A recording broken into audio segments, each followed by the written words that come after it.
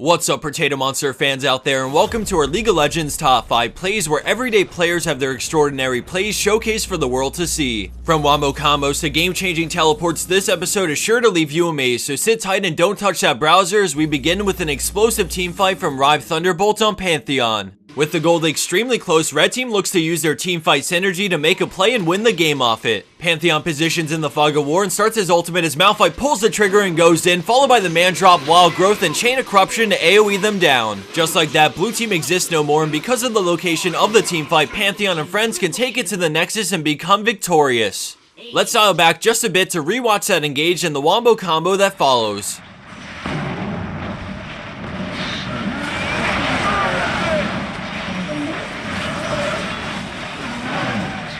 Coming in at 4th place, we have Acumen on Zilean with an explosive turnaround play. In the beginning, we see Zilean speed up Rammus to try and disengage from this fight because they're low in health and more enemy players are on the way. Fizz moves in, but Zilean offers himself to block Chum the Waters from hitting Rammus using his ult to deny the kill. Right as he revives, Zilean puts a bomb on Xin Zhao's head and then backs up. He then moves in and places another one on Nidalee, but the first bomb explodes, killing Nidalee and setting off her bomb for the instant triple. Using the speed up and another W, he puts a bomb on Xin Zhao's head, which forces him to turn, but the speed up gets him out, and then moments after, the bomb goes off for the quad. With Ignite on Fizz, Zilean secures a penta in this turnaround 3v5 play. Running his way into our number 3 spot is LL Synchron LL on Udyr with a fantastic game-ending play. So this play is broken into 2 parts, and I sped up the first part so that we aren't here all day, but there are a few key things to take away from this. For starters, during this part of the play, Udyr is running the enemy team around the entire map to stall as much as possible. The second thing to note is that blue team is down a hefty chunk of change and also have a semi-exposed base, so they're definitely fighting an uphill battle. And finally, after chasing for so long, the enemy team decides to push down mid, but there's a large creep wave in the bottom lane, so they send Maokai to take care of it. So now we're going to skip about a minute forward, and because the enemy Maokai was bottom trying to push out that wave but doesn't have teleport, he's forced to come group with his team. Synchron runs in and the teamfight erupts, but things start to quickly change when the Maokai joins and the enemy Jarvan EQs into his ultimate, locking him out of the fight.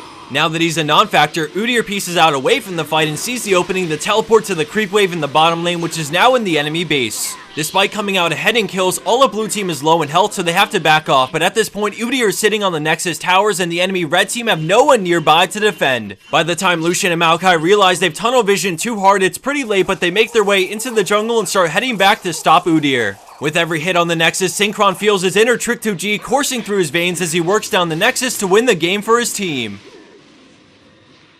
Moving into 2nd place, we have Ji Young on Thresh with a few clutch moves to win a skirmish in the bot lane. In the beginning, we see them beating on the tower, which forces a response, so the enemy Morgana walks up with the black shield and throws out her Q, but he barely dodges the binding and gets the hook. He decides to go for it, landing a double flame, trapping them in his box as Lucian goes for the kill on Vayne, but Elise is here for the counterplay. He walks out of tower range to drop aggro and escapes as Lucian kills Morgan, then takes the max range lantern to dodge the cocoon and be rescued to safety. As they continue retreating, we see the fed enemy Fizz has roamed from mid to cut them off, but Thresh says no and denies him with a flay. The fish continues chasing, but then Thresh turns with a Q, which buys time for backup to arrive. Fizz decides to E for the kill, but a quick juke avoids the damage, and then Syndra lands her stun as they quickly burst him down for Lucian's 3rd kill.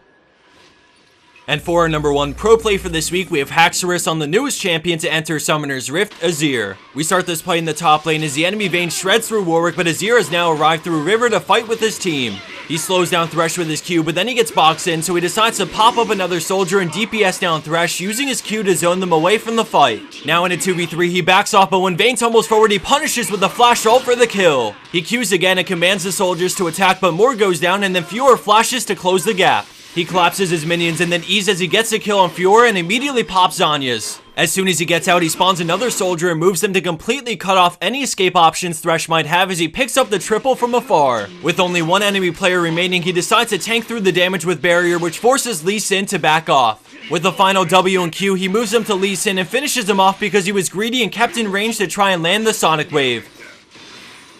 And for the bonus clip of the week, we have Killin with the number 4 on Janna with a great escape when facing absolute death.